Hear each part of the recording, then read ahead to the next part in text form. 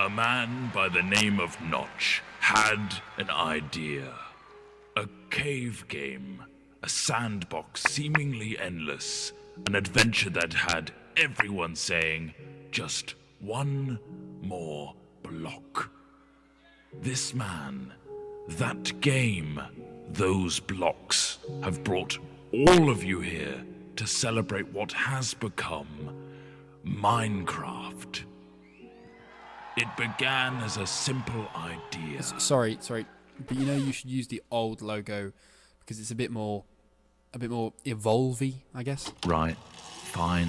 The game had a randomly generated world filled with grass, dirt, and an awful lot of stone. You could destroy blocks and place blocks. The spark was there, but it needed more. Yeah, like squids. Stop it. Shortly after, more things appeared, like trees, water, clouds. Lava. Yes, lava. The world looked a little more natural. This was the creative mode in single player, but something was missing. TNT. No other people. Tests began with a multiplayer version. People could now play together. New items and blocks were also added. The game was beginning to take shape. Wow, really skimming over the details there. Do you want me to go over all the patch notes? No. The wiki page won't load anyway. Moving on, the game now had multiplayer and creative single player. But there was another element that Notch wanted. Survival. Work began on making the game more challenging. Zombies and skeletons were put in, but they could not attack. Sheep and pigs were added too. Whoa. Notch also fluffed the coding of the pig and it turned into a creeper. At this stage, this version of the game was labeled Classic. Classic. Brilliant. Then from Classic came the in-dev version. What on earth does that mean? No idea, not important. Dynamic lighting was put in, a new sound engine, and more importantly, crafting was introduced. Then came InfDev. Sorry, what? InfDev introduced a big feature to the world, infinite terrain. No longer was the player constrained to a square world, but now it stretched endlessly.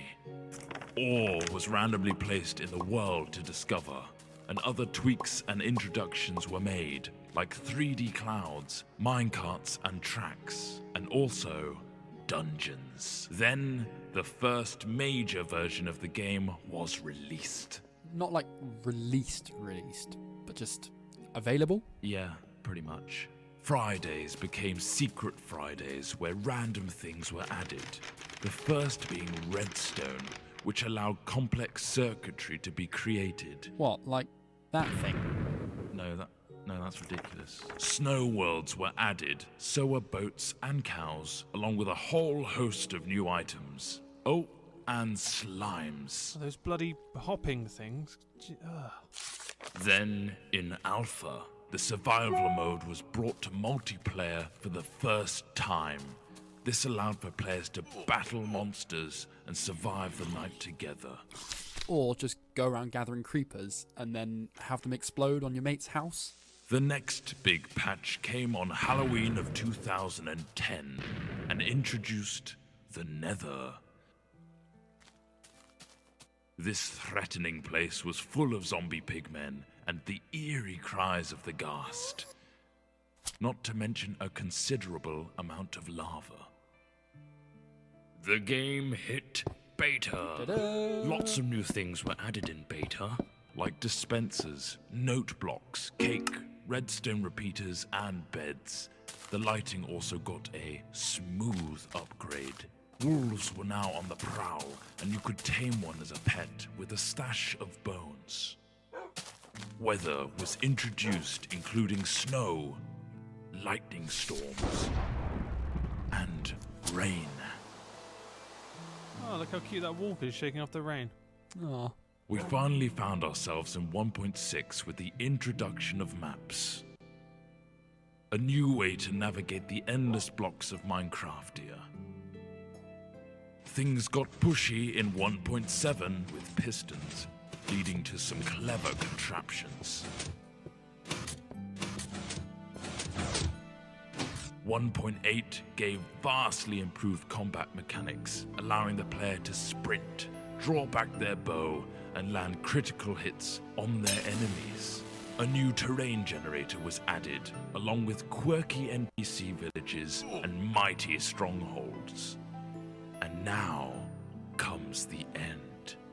A true challenge awaits you in this unforgiving realm. But that is something you'll have to discover for yourself. The next page is yours.